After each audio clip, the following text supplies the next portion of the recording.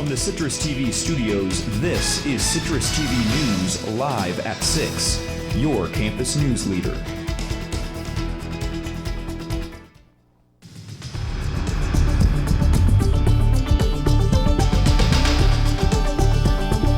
Good evening, I'm Max Darrow. And I'm Jessica Mendelson. We begin with breaking news out of Oregon, where officers are investigating a deadly mass shooting at a community college. At least 13 are confirmed dead and 20 injured after a shooter opened fire at Umpqua Community College in Roseburg, Oregon just hours ago. Police say the 20-year-old gunman is dead now after a shootout with police on campus. No police were injured. Reports say 4 guns were found at the scene. A nearby hospital tweeted that it has received 9 patients. Another, around 70 miles away, says it has 3 victims in its care and 2 more on the way. Investigators are focusing on social media posts made by the gunman. Those posts indicate that last night the shooter had an online conversation about his plans. The FBI is currently assisting in the investigation. Douglas County Sheriff John Hanlon held a press conference just over an hour ago, giving an update on the situation. Typically, I would say good afternoon. Obviously, today here in Southern Oregon is not a good afternoon. It's been a terrible day. Police are still gathering evidence and trying to see what exactly happened this morning. Stay with Citrus TV News for any breaking updates. Also, we'll have more on this developing story tonight later on Talking Points.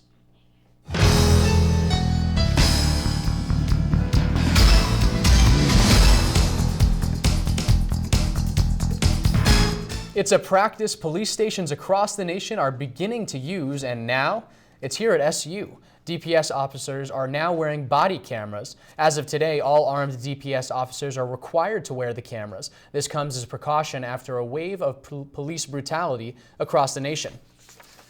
And the fate of Interstate 81 could soon be determined. The head of the New York Department of Transportation, Matt Driscoll, spoke on the issue last night, saying he'll make the final decision. This comes after I-81 work groups met during yesterday's Capital for a Day event. The city is debating a few options to replace 81, as portions of it will soon be coming down. Estimates put the rebuilding project near a cost of $1 billion. Governor Cuomo brought his Capital for a Day program to Syracuse yesterday. Citrus TV reporter Claire Moran was at the New York State Fairgrounds for one of his big announcements.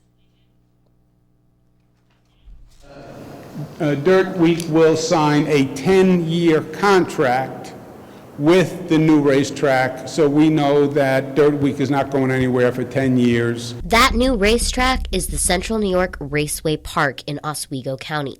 Glenn Donnelly is the president of the park, but he also created Super Dirt Week and ran the racing event for more than 30 years. I would have been the last person in the world that would have wanted to see it leave Central New York. So it's kind of like a blessing that just came about. Until the track at the Central New York Raceway Park is completed, Super Dirt Week will stay here in Syracuse. Next week, the grandstand at the New York State Fair will host the 44th annual Super Dirt Week. Local officials spoke at the ceremony and thanked Governor Cuomo for his commitment to Central New York. And the governor has said time and time that upstate is part of New York State, and he has proven that. We're so thankful, Governor, for your leadership. Governor Cuomo said that he personally got an unexpected benefit from the contract. There's one special caveat that we added to the contract at the last minute, which was a little controversial. Under the contract, the governor has 4 opportunities to race on the track in either of these 4 vehicles, or I can rotate. Claire Moran, Citrus TV News. This week's Citrus TV Spotlight focuses on the beginning of Breast Cancer Awareness Month. Jessica, can you tell us what this month is all about? I can, Max. October was designated Breast Cancer Awareness Month in 1985. The month aims to raise awareness and increase funding for the disease. For the next 31 days, Citrus TV anchors will be wearing these pink ribbons in honor of those who have fought breast cancer. According to the CDC, breast cancer is the most common form of cancer among women, regardless of race or ethnicity. In 2012, over 200,000 women and 2,000 men battled breast cancer, of which more than 40,000 lost their fight. A Making Strides Against Breast Cancer walk will be held here in Syracuse on October 18th. SU is also honoring the month. If you walk through the grassy knoll between Shine and Newhouse, you probably saw that it was decorated with pink ribbons.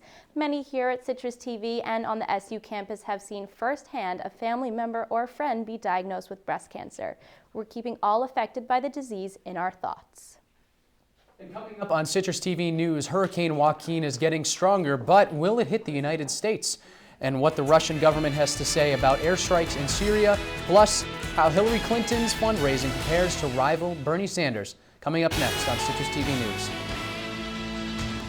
First day of October here in Syracuse, and we're already starting to see and feel that brisk fall weather. And with Hurricane Joaquin gaining strength, when we're going to see that impact in central New York. Stay tuned for my full weather forecast after the break.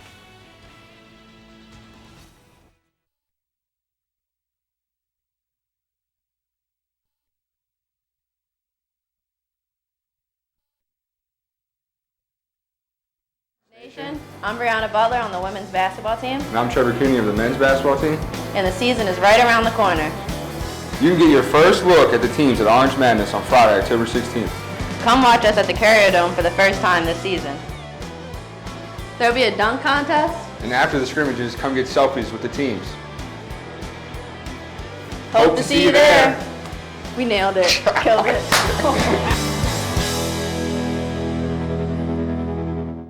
How can I help my daughter with her reading? Searching for help with Dachshund Reading. No. Let me try. Sarah's bright, but when she's reading, she has trouble sounding out words. Playing world music. What? I give up. Wait, I was trying to show you how Sarah feels every day. Frustrating, isn't it? Redirecting to understood.org. Join parents and experts at understood.org, a free online resource about learning and attention issues to help your child thrive. You know what, guys? There's a lot of tree branches and dry brush over here. We should probably move the bonfire over there.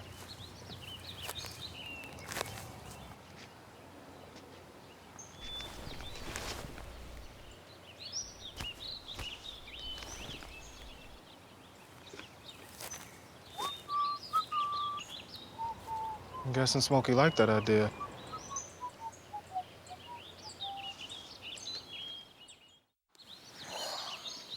Staring contest. You still got it. I know. Come alive with the forest. Visit discovertheforest.org to find a forest near you. If you want to be a parent, it doesn't matter how you play or even what you wear. You just need to be there. Thousands of teens in foster care don't need perfection. They just need you.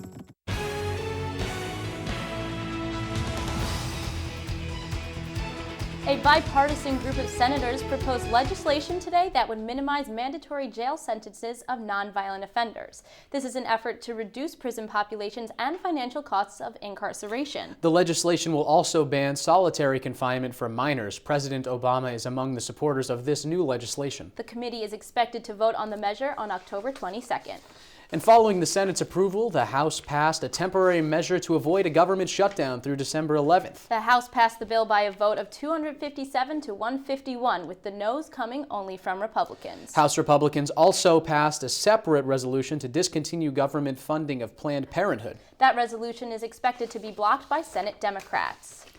Hillary Clinton announced fundraising numbers of $28 million over the last quarter. Her biggest rival, Bernie Sanders, announced numbers close to $26 million. Sanders has closed the fundraising gap on Clinton. Yesterday, he became the first candidate to reach 1 million contributions, outpacing Obama in both of his campaigns. Clinton, however, has received millions in super PACs, while Sanders refuses to accept anything. We're prepared. And we need you to prepare and not panic. I've signed an executive order declaring a state of emergency in New Jersey as of this morning. That was New Jersey Governor Chris Christie speaking earlier today. Virginia and New Jersey have declared a state of emergency in preparation for Hurricane Joaquin's possible East Coast landfall. Responsible for the current rain battering the East Coast, Hurricane Joaquin brought heavy rain and winds of more than 100 miles per hour to parts of the Bahamas earlier today. The hurricane was upgraded to a Category 4 storm just a few hours ago, with winds reaching upwards of 130 miles per hour. If Joaquin does hit the East Coast, however, it won't be for about another 3 days. The Vatican confirmed reports of a meeting between Pope Francis and Kim Davis in Washington, D.C. last week. Kim Davis has claimed that the Pope hugged her and thanked her for her courage, telling her to stay strong. The Vatican has declined to reveal the details of the 15-minute meeting, which has been viewed by many as a stain on what was a very successful trip.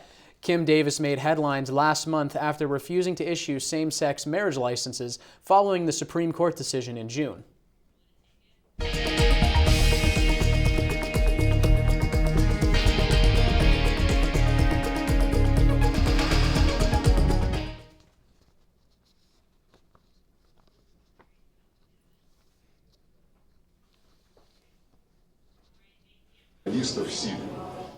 Russia launched an airstrike in Syria on Wednesday. President Putin of Russia justified the attack, stating the attacks were aimed to prevent future terrorist attacks on Russia. Although Syrian rebels claim the attacks were not against the extremist group ISIS because they did not occur in known terrorist areas. As the Syrian refugee crisis shakes Eastern Europe, Western nations are beginning to take serious steps to solve the problem. UN Secretary General Ban Ki-moon hosted a lunch yesterday with the permanent members of the United Nations Security Council focusing on the issue. The group of 7, led by the German foreign minister, was able to round up an additional $1.8 billion in aid for refugees. And the crisis in the Middle East takes center stage at the United Nations today following the Russian airstrikes in Syria yesterday. Russia's foreign minister is expected to be questioned about civilian deaths following the attack. Today's agenda also included meetings on the Central African Republic and Mali, as well as on recreating the Israeli-Palestinian peace negotiations. Well, it definitely feels like fall here in Syracuse, and we're all wondering if the rain this week means that summer is gone for good. Here is Jamie Weiss with your Thursday weather photo spotlight and update. Thanks, Jess, and thank you for this beautiful photo you tweeted earlier this morning. As we can see, we have quite a few cumulus clouds in the image. These clouds are what's breaking up the heat in the atmosphere, which is giving us that chilly weather we had today. The next time you're on campus and you see anything weather-related, take a picture of it and tweet it using the hashtag SUWXPics. Your image could be used on our show next week. So one of the reasons we've been seeing a lot of rain and cooler temperatures this week could be related to the Category 4 hurricane Joaquin coming up the East Coast. It's too early to tell if this storm will affect central New York, but follow me on Twitter at Jamie L. Weiss and I will keep you all updated on storm news. Now for what's happening in our neck of the woods, you're going to have to stay tuned and find out after these messages. Don't look at me. Your hair's a bit frizzy today. Oh, you should pick that up. Oh, you're such a dork. Loser. Here, let me help you with that. Oops. Every day, kids witness bullying. Oh, look. Your crush is looking at you. Poor you. They want to help, but don't know how. See, no one here's gonna help you, because no one Teach your likes you. kids how to be more than a bystander. Visit stopbullying.gov. So, I'm kind of new here, but I've noticed a trend. My human does this funny thing where she goes around and gets all my toys, and then she hides them in that basket by the door. You know, but it's always the same basket, and it's always in the same place. And then she acts so surprised when I find them, but, you know, she's putting them in the same basket. Again. It's like, hello, that's where you put it last time. You were the worst at hide and go seek.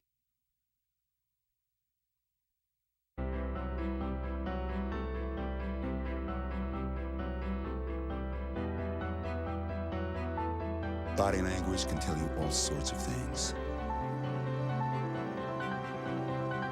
Like someone is having a stroke. Know the sudden signs. Learn fast. Face drooping, arm weakness, speech difficulty. Time to call 911 and get them to a hospital immediately. Learn the body language and spot a stroke fast.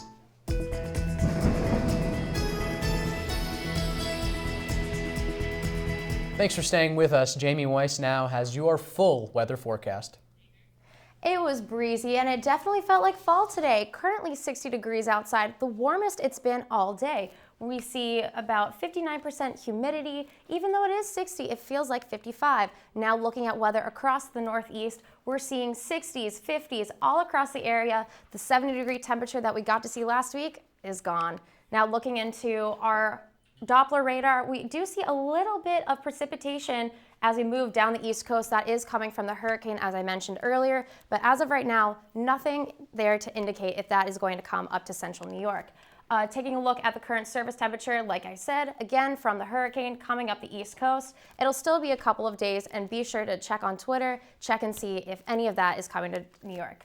Tonight it's going to be 40 degrees to 42, a few clouds, not too cold, but if you do plan to go outside, make sure you wear a jacket or some long pants. And tomorrow morning, 58 degrees for the high, mostly cloudy, winds about 16 miles per hour. And as we take a look at our 5-day forecast, we're seeing a lot of clouds this week. I want to point out Sunday in particular because I have my little slash going on. So Sunday is going to be cloudy in the morning, but in the afternoon it is going to lighten up and we'll see some sun. So Jamie, are the warm temperatures gone for good? I don't want to say they're gone for good just because I hope they're not gone for good, but you never know here in Syracuse. It could start snowing tomorrow. For now, we're looking at 60s and 50s. I mean, I was smiling this morning when I walked outside my door and I was like, yes, I can wear a sweater finally. So I'm ready for those cooler temperatures. But what do you think? I think a lot of people are traveling this weekend. How do you think the hurricane's going to affect them coming back to school for Sunday or Monday? Well, depending on where they're traveling to, if they are going to the Virginia, New Jersey area, I do want to urge them caution. Just keep an eye out, see where the hurricane is. Hopefully it'll veer off, not inland. But if it does, just whatever local authorities say. And I know there's a possibility of us getting kind of the edge of this hurricane. Do you think it's going to make landfall up here? I don't think so. I mean, anything's possible here in Syracuse, but as of right now, even looking 10 days in advance, we're not seeing any precipitation right now, so it could all change. Great, Jamie Weiss, thank you so much. As of today, the Obama administration has set a new national ozone standard of 70 parts per billion, below the previous 75 parts per billion. This action is being taken in order to limit dangerous smog on air pollution that is linked to causing asthma attacks and respiratory illness. Despite numerous public health benefits, some businesses are saying the action is unnecessary and could even jeopardize jobs. And a union contract between Chrysler and the United Automobile Workers Association is failing. Social media polls show 72% of workers have voted no on the proposal. This could be the first time in 20 years for a contract to fail between the two parties. Failing to pass a contract could result in workers striking.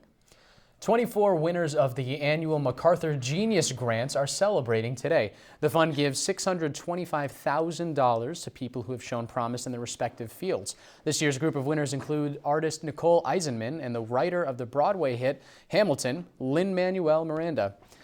And it's a busy weekend at the box office as 3 potentially huge films are coming to the big screen. The Walk, Legend, and The Martian are all set for release tomorrow. The films are expected to cash in big and contend for the Oscars coming February. Rotten Tomatoes rates The Walk at 87 out of 100 points and The Martian at 93. Now Citrus TV's Andrew Miller joins us in studio with what's new in sports. Up next, we have some baseball with some playoff implications, as well as we highlight a budding star for the Syracuse men's soccer team. Stay with us. Really? 2 minutes and you're back on the camera shooting. Buzz, what's up, man?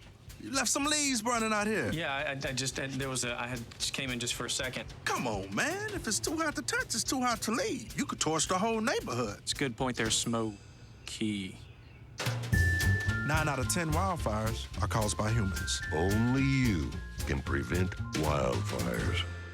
Jimmy can't sing, and Tommy can't dance, so we're gonna put some ants in their pants. Aww. Kids will spend 22 minutes watching us, the super duper party troopers, sing about ants in their pants. Isn't that funny? Ants in their pants, they got ants in their pants, they've got ants in their pants. Brushing for 2 minutes now can save your child from severe tooth pain later. 2 minutes, twice a day. They have the time. So they say it's a man's world? I don't see anybody's name on it. While they were doing their thing, we slowly changed ours. Today, women can do anything men can do. And there's one thing we're even better at.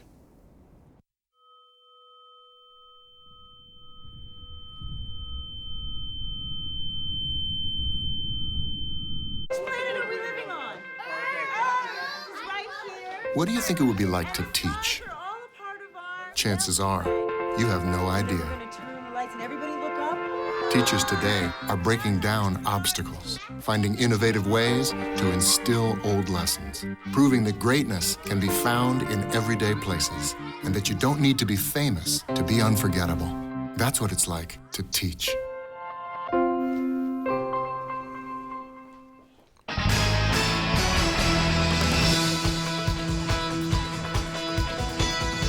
The NL East is already locked up for the Mets, but home field advantage is still on the line. New York played the second game of a 3-game set in Philly last night, and let's see how it panned out.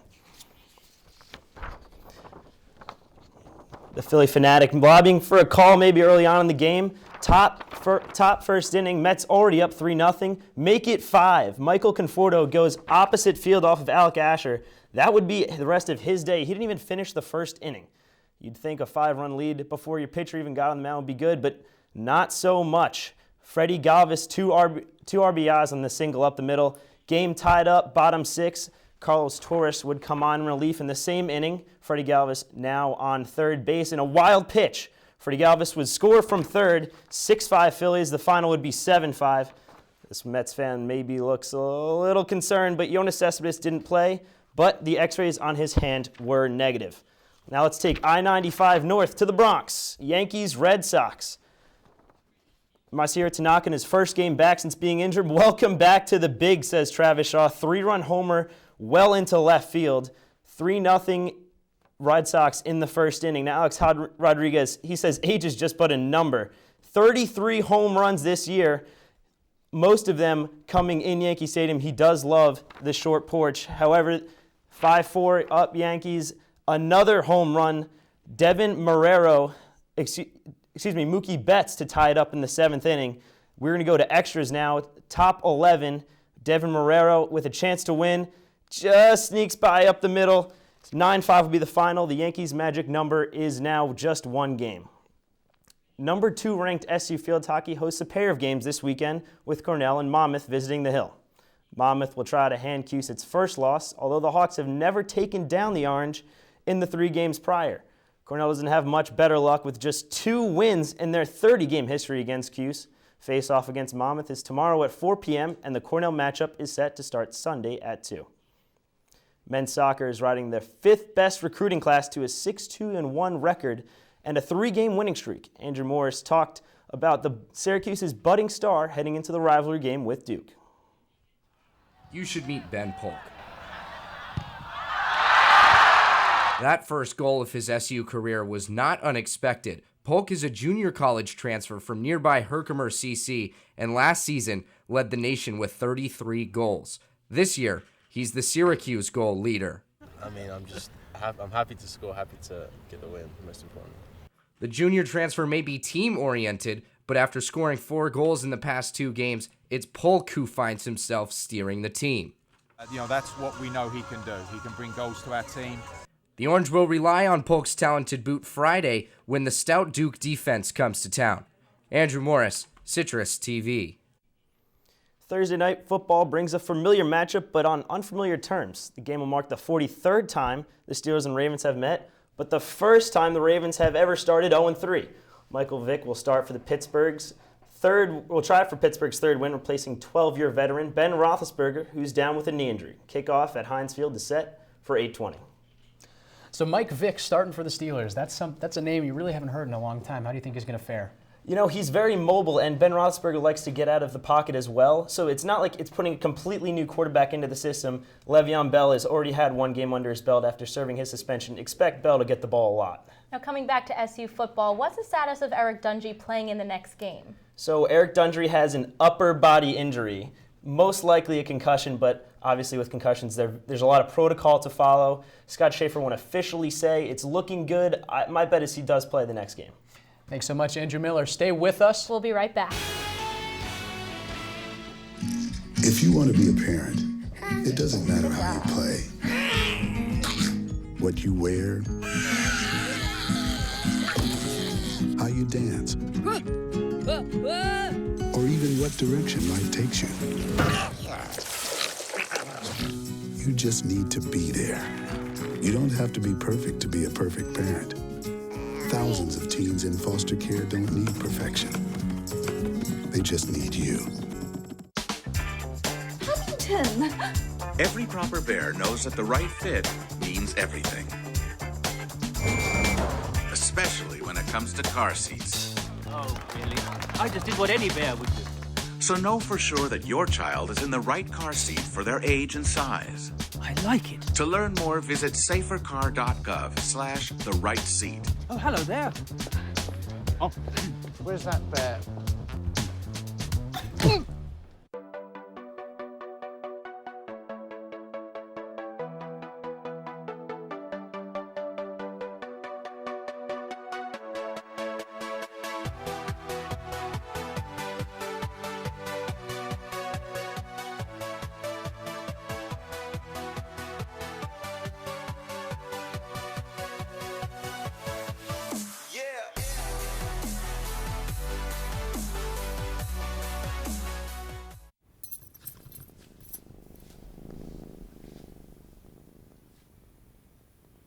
There's a shelter pet who wants to meet you.